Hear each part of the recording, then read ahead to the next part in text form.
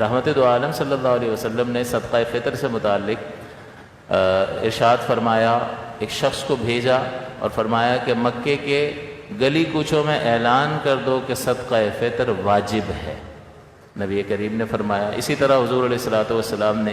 یہ فرمایا کہ حضور نے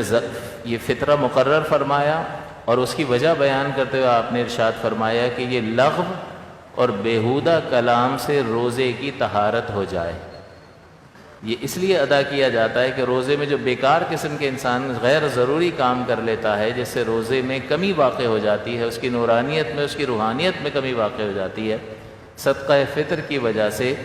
وہ اس کمی کا اللہ تعالیٰ ازالہ فرماتا ہے۔ تو حضور نے یہ بیان فرما دیا کہ صدقہ فطر اللہ تعالیٰ نے مقرر فرمایا، اس کو لازم فرمایا، اور اس کا سبب یہ ہے کہ لغو اور بیہودہ کلام سے روزے کی طہارت ہو جائے، اور ساتھ ساتھ جو ہے وہ مساکین کا کھانے پینے کا انتظام بھی ہو جائے، تو روزے دار کو بھی اس سے فائدہ اور جس کو دے رہے ہیں اس کی ضرورت پوری ہو جائے۔ حضور صلی اللہ علیہ وسلم نے فرمایا کہ بندے کا روزہ آسمان اور زمین کے درمیان معلق رہتا ہے، لٹکا رہتا ہے، جب تک کہ صدقہ فطر ادا نہ کر دے۔ تو یہ لٹکا رہتا ہے، اللہ کی بارگاہ میں بلند نہیں ہوتا، تو لہٰذا اس سے بھی صدقہ فطر کا لازم ہونا، واجب ہونا اور ہمارے لیے فائدے کا باعث ہونا معلوم ہوتا ہے۔ جو زکوٰۃ اللہ تعالیٰ نے مال میں لازم کی ہے، ایک تو مال پر زکوٰۃ ہے، جیسے ہم زکوٰۃ دیتے ہیں، اسی طرح قربانی کرتے ہیں، یہ بھی مال پر ہے، اسی طرح سے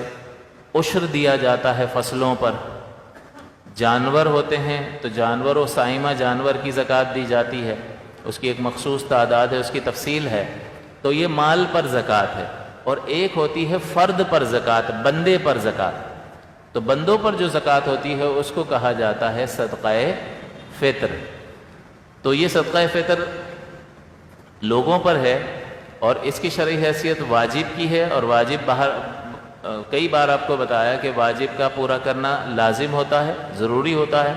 اور اس کا ایک بار جان بوجھ کر ترک کرنا گناہ صغیرہ ہے، اور ترک کی عادت بنا لینا یہ گناہ کبیرہ ہے،